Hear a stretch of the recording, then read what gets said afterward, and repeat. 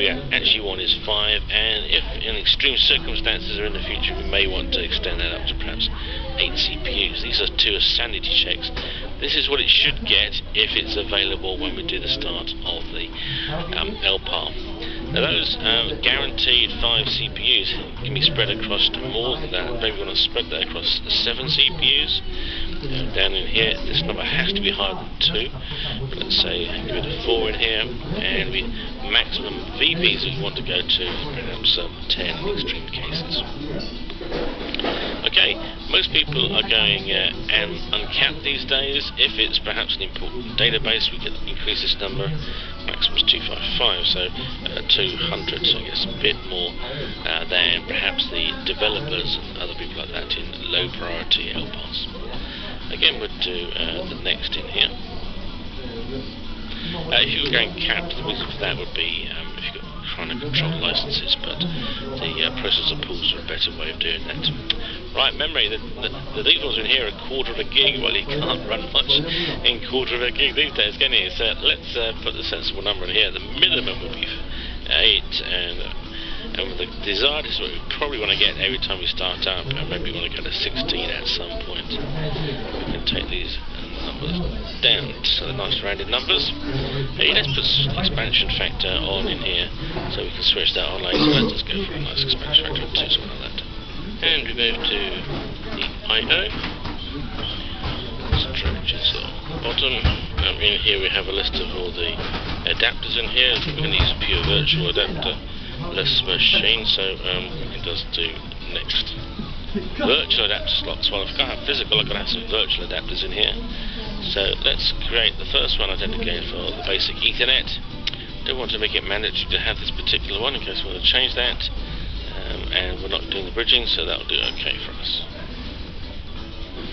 Next up, we need some disk adapters to be attached in here. So we're going to go to, we could use Fibre Channel, and we use the virtual SCSI adapters. And we're going to have a look at our VAO servers in here. We use VAO server 1 and 2, and all the slots are actually in use at the moment. So we can't just pick up an unused slot.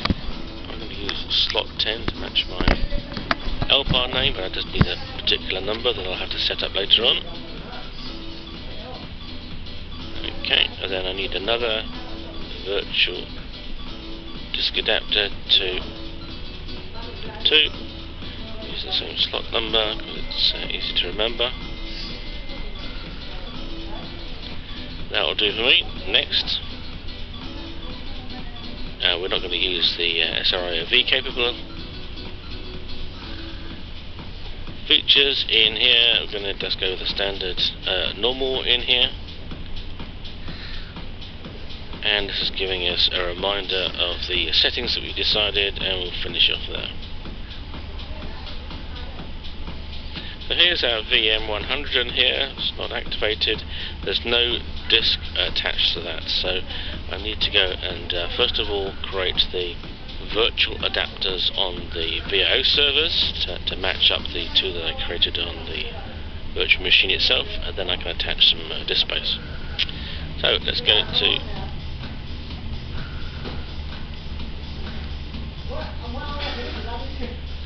VAO server 1, and I want to do a dynamic virtual adapter.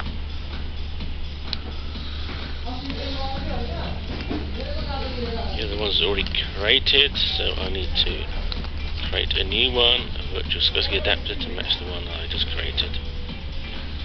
Need to go to a particular virtual machine, and it was 012 was the Ethernet, 3 was the first one, E3. And we needed to match the 10 that we specified in the client. And we can OK that. I'll do the same thing on the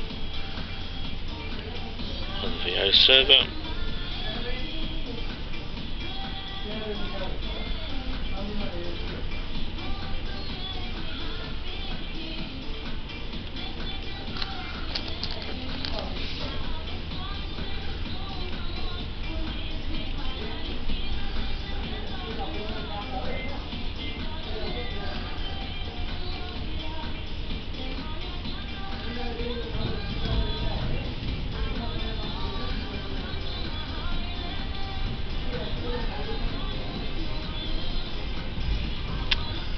Next I want to connect some disks up. So I prefer the shared storage pool way of doing things, so I can do that directly from the HMC without having to go to the back end and talk to SAN switches or SAN devices. So we'll do virtual storage management. Yep, query that first VO server.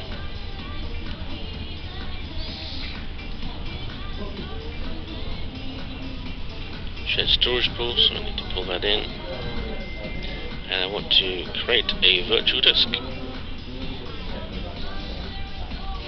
Disk name is tied up to the VOS. The virtual machine, this is the name of my shared storage pool. I've got 1.7 terabytes free. Let's make it 64 megabytes, that'll never work, gigabytes, and assign it to VM100. Thin provisioning, this is going to set up both paths to my VO servers for me.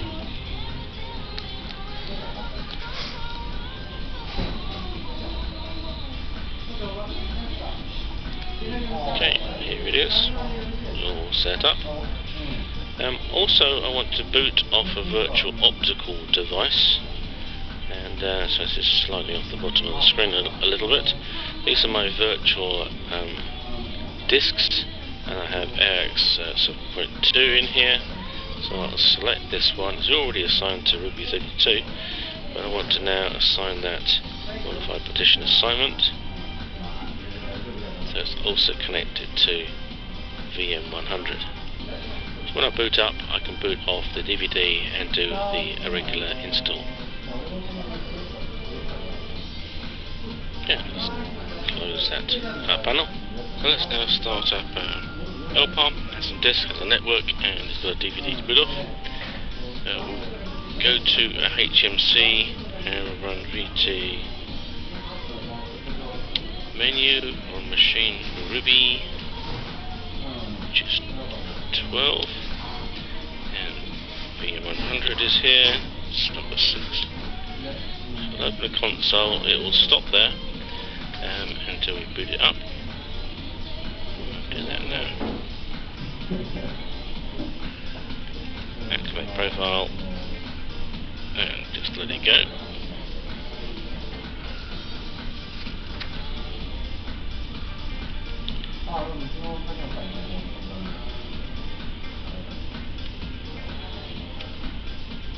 There we go, I hit a 1 as soon as it said keyboard on the screen, and 5 is boot options. Probably find the default will be boot off the DVD, but it's worth double checking. 1 for select install device, 5, this is the famous 515, and it says, yep, the CD-ROM is the one it's going to boot off. I can hit 2 and say normal boot and exit. In this case, I can just hit the X to exit, 1 to confirm that, and it should boot off the DVD. Check it on here what it's actually doing. Determining boot sequence. Okay, and up it's coming. The propeller, it's a good sign. It's pulling stuff off the disk, and here's AIX 7.2 coming up, and it will load into the installer.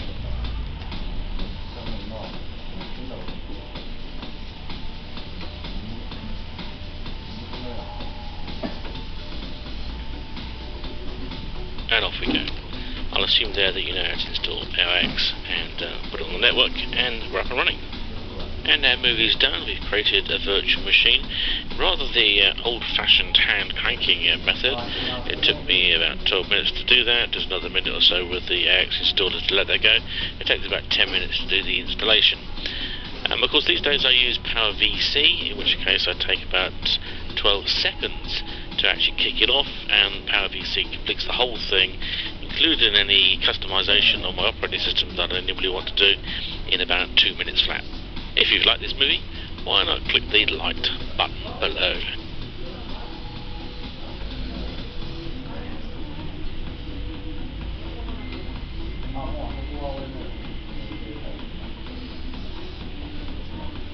Hi, I'm Nigel Griffiths.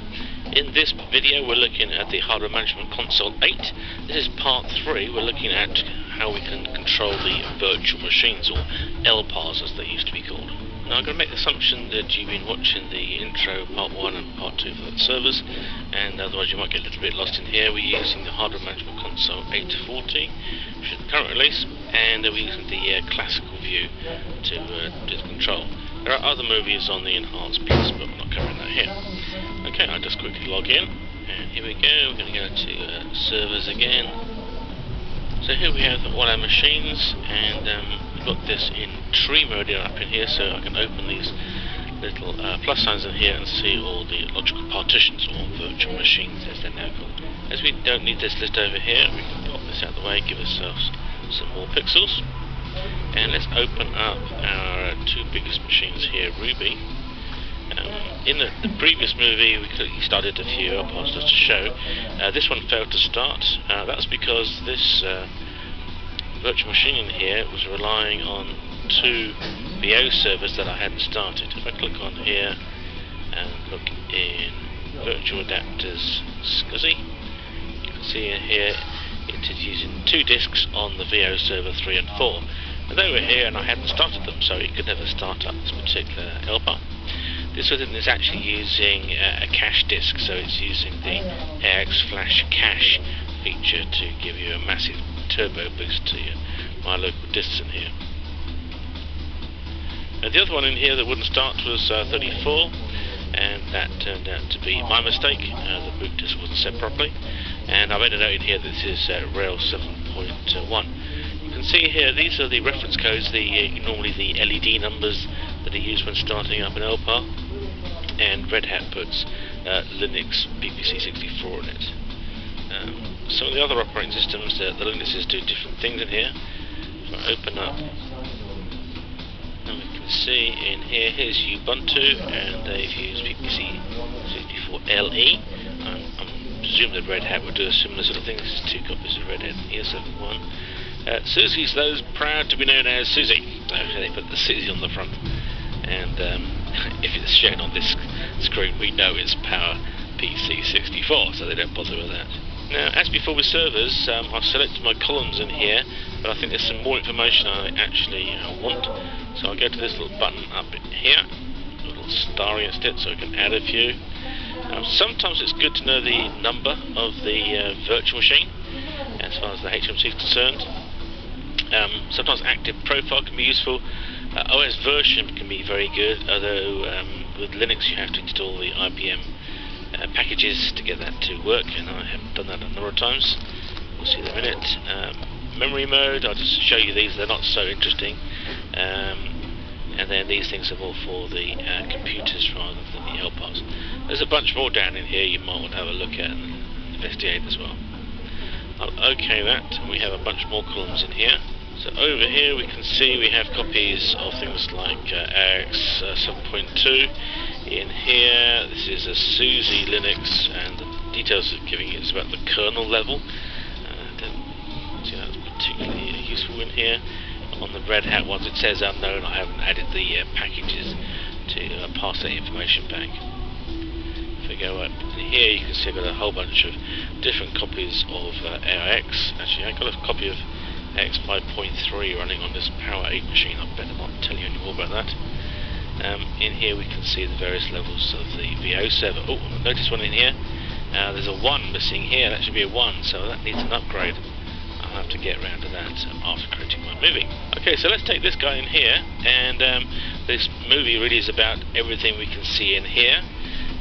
The properties onwards, and as we saw last time, we click on here, slightly off the screen, tasks, and we get the same list in here. You can choose which way you do that, or indeed you can click here and you get a little menu up here and see the same sort of thing. So we have the operations. This one takes up a lot of screen, so unless you've got a massive big screen, I probably won't go for that one. Tend to go for this unless, as I said before, if this is right over here, you can't see the button, well you can reach the task up here. So in here, let's have a look at some of the things in here, and I'm going to comment on the ones we tend to use a lot. I'll dodge a few of them that aren't so popular in my experience, I mean, that's all I can go by. Okay, so this is the properties of a virtual machine, and if you like, we set up a lot of these when we do a create. I'll probably do that in the next movie. So here we have, we can perform the collection of information about this. This means the HMC can show more information there and collect performance stats. Tend not to use these two if you're in a highly secure environment. Then you may have gone for the trusted platform that checks that people haven't altered the boot disks or the boot disk contents and things like that. And some people like the suspend, where we can halt a CPU, remember where it was, and start it again from the same instruction that it stopped at. I don't tend to use that, but it is there. On the hardware side, I'll just grow this a bit, we have the processing units. This number in the middle, of course, is the entitlement that we tend to talk about more than processing units. We have the minimum and maximums. These are the range where you can slide the actual current entitlement between these two by doing dynamic LPAR changes. And we have the weight factor example uncapped, so we know that this one can go up to 4 CPUs, even though it's only entitled to the 3 CPUs. It's guaranteed to it. I'm not using on this machine our pools, so that's in the default pool, and we're in Power 8 mode on a Power 8 machine.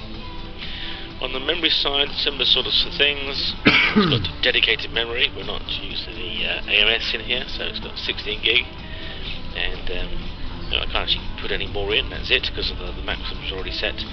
The huge memory tends to be used by the high performance guys. Maybe some of the database guys might do that. And at the moment, I got active memory expansion is switched off. The I/O side, this is why I've selected this particular one. This LPAR does actually have physical adapters. These are 2 RAID controllers inside the machine.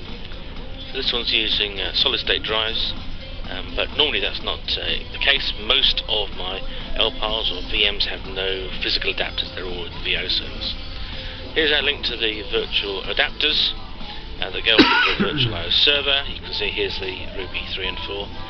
These two are used for the console sort of dumb technologies, so you can get in if the network's not running or you haven't set it up yet. And we have a virtual network that is connected to the VIO servers as well. Now these 2 connections are giving dual path access to the same disk by the 2 VIO servers. Don't think we got any SRIOV in here. Again, that's probably a different movie. And I forget what's in the settings, to be honest. Yep, just normal things and other. Nothing particularly exciting in there. Okay, let's continue down our list in here. Come back to that one in a minute. Shutdown and restart. They're much the same. The restart will just stop the operating system and then bring the operating system back up. It doesn't actually stop the LPAR, so if you made changes to your configuration in here, that won't actually get picked up. So let's have a look at shutdown. It does it all the way down. Actually releases all the resources for the virtual machine. Let's drag that back up. We've got different things we can actually do in here. Immediate shutdown means stop the LPAR and it just halts the processor, so no flushing of disks. If you're in open firmware and it's got stuck booting up or something, that's fine, but otherwise not recommended if you've got an operating system down here. We've got to shut down the operating system, which tells the operating system to do its normal shutdown procedure. It does wait, I think it's 5 minutes, so if you've got the time, that's okay. And it does the wall operation and warns any logged in users at a shell prompt. That doesn't help your applications, of course. If you do a shutdown immediate, then it doesn't give the 5-minute warning. It just does a regular shutdown as if you typed in the command, telling it not to hang about or give things any time. Both of those will do an orderly shutdown of your applications. Warn the applications going down and let them tidy up. Nobody seems to use the delayed power off sequence as far as I'm aware. Won't do that because I actually want my machine running to try other things. Okay, next operation down in here, deactivate LEDs. We actually haven't got an LED against this LPAR. If this was an operating system that was reporting errors, like you had a disk drive on a adapter and the adapter failed or something, then we'll have a look at looking at those service events and clearing things down. Of course, just switching off the LED doesn't actually get rid of the error, just get rid of the annoying little arrows, triangles that we can see hanging about the screen. Next we've got scheduled operations. These are pretty cool actually, and we don't tend to use them here. In production I think we would. Let's create a new one. We can do things like activate an LPAR or shut one down. So we may have an LPAR that only works at the weekends, for example, to use some spare resources. That would work. Or we could do a dynamic reconfiguration. Take CPUs out of a virtual machine and put them back in, perhaps for Monday morning or something. Let's just use that one as an example. It says when you actually want to do that. That's actually 6 o'clock this morning, so that doesn't help very much.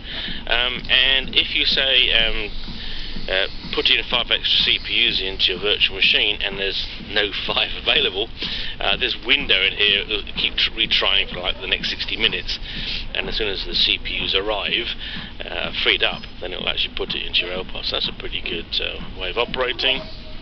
In here you can say, let's do this every Saturday and Sunday, for example. Click on here and then we can select which days of the week we actually want to do this operation, and how many times we want to do it. Or you can say, look, let's just do this forever, this is what we want you to always do. And in the options in here, this is for dynamic resources, so we could say processor, add, and then down in here we say how many extra things we want to add to the configuration. And then it will go off and do this forever, and it will appear on that initial list, and we can manage them or switch them off if we wanted to later on.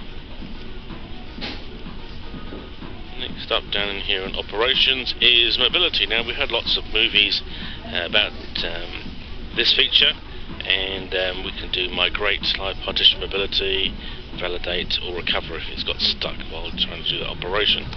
I'm not going to show you the details in here. I tend to go into evaluate because that doesn't check to see if it's going to work or not. This LPAR has 2 RAID adapters, so we can't do the live partition mobility, but we can show you a failure. Let's go to the other Power 8 machine in here. We can, if the machine is actually connected to a different HMC, actually put the remote HMC and how to log into the other HMC in here. We'll just do a quick validation here. It should say there's ghastly errors in here because it's using physical slots. Exactly the right reason. Okay. Again, that's probably more of another movie to actually show you the details. But if you're pure virtual networks, disks, and DVDs, then you should be able to do live partition mobility. Down in here are the suspend operations. I don't tend to use these, so I won't demonstrate that. Configuration, this is a big important thing. These profiles is what you, or the initial profile is what you create when you create your virtual machine for the first time. So if we click on here, this one, that's why I chose it, actually has a bunch of profiles. We can see the active profile up in here, normal with internal SSD, that's the one we last activated. If I started the LPAR and didn't select that, then this would be the normally selected one in here. But if we just click on one of these profiles, it'll bring up the details of it, and this looks pretty much like we were looking at the properties, weren't we? The properties of a particular LPAR in here. This is where they're actually getting set when we start the LPAR up. And we've got the similar sorts of details in here. They're laid out slightly differently. We have the I/O, for example, in here. This is like the entire machine. We can see these 2 RAID controllers are the only required ones in here.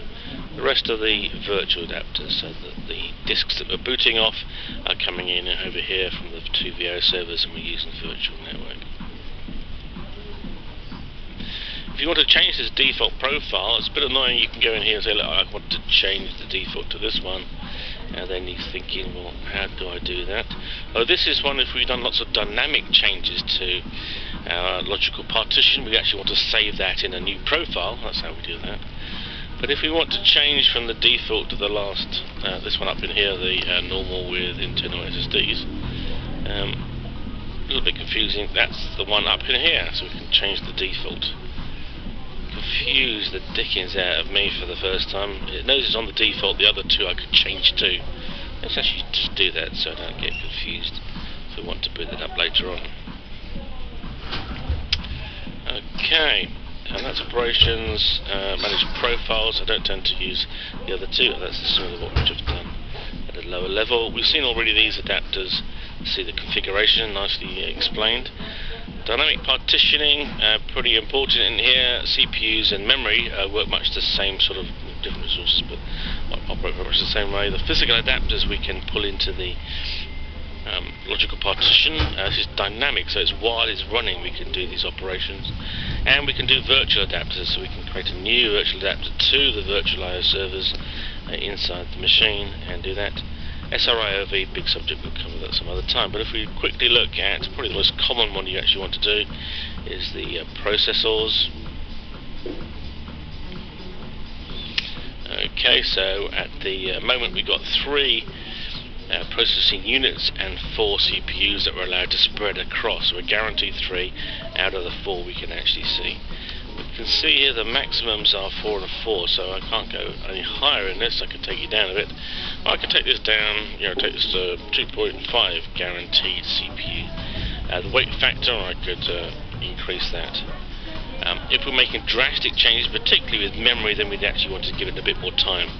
If we're taking memory out of an LPOR, it has to page it all out, and give it, 64 gigabytes of memory takes quite a long time to actually page out, so we can give it an extra threshold so that it doesn't cancel the operation too early. Modifying the CPUs, and we can see here the processing units have already changed down to the 2.5, nice and quick. Similar sorts of things happen. The physical adapter is a little bit more complicated because we get that map of everything that's in the box, and if they're not assigned then we can put them in. Give it an empty slot, that's really useful. But there's some resources in here that are not assigned. Again, I can click on what have we got here? Fiber channel adapter, hit OK. That would arrive. The operating system doesn't know about that. On AIX you run the config manager and you'll find the extra resources. On Linux it's a little bit more complicated. Typically you have to run a script to go and investigate your bus. Right, so we covered those. Ah yes, Windows. The consoles or terminals. We can use this open terminal window in here to get a console onto the machine. This is really only of use if you haven't got the network working properly, or you've just installed it and you have to assign the network straight away. The first thing you want to do. On different browsers these work or they don't work. They're called a vTerm, and I find the terminal emulation particularly painful to use, and I don't recommend it to anybody. And what we tend to use, let's give you a little example here, is using PuTTY via the HMC to get the console. Okay, so here's PuTTY. You may have your own terminal emulator software for security reasons and things. Okay, so I'll give them the password. Let's hope I can remember that. And in I go. Use this thing called VT menu, and this is the list of machines where we are on the Ruby machine. Here it is, 12. Type in 12, it gives me a list of my logical partitions in here, and 96 is here, so we can hit 9. And here we go, and I can use the dumb console. To get in. We tend to use this in the message of the day. It's actually a little program on Linux called Figlet. This will, if we're doing initial install, bring us up the initial installation options, and we can work through and install our operating system that way. Okay. What else have we got? Serviceability. Again, we'll have a different way of doing that by looking for particular machines rather than a particular LPOR with service or events. Perhaps I didn't cover it in detail for our virtual machines as opposed to our machines. Here we have the processor, which is the virtual processor number. Then we have the processor units, this is what we call entitlement. We have the memory. This is the ID of the virtual machine itself, or sort of internal, but sometimes useful. You see it on some panels. This is the active profile. In here we tend to have defaults and normals. You can see us fiddling about with various configurations. Well, I think that's it from the virtual machine side of things.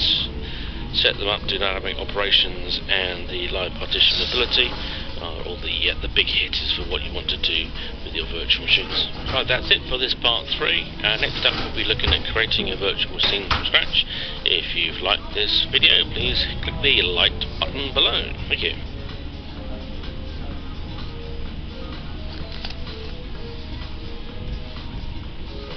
Hello, I'm Nigel Griffiths. I work at IBM Power Systems Advanced Technology Support in Europe. This is part 2 of a series on the hardware management console using the classical GUI. This one is about controlling your servers. Hi, this time we'll be looking at the machines in our computer room, our servers, and we have a list of them here as we've clicked on the server panel here.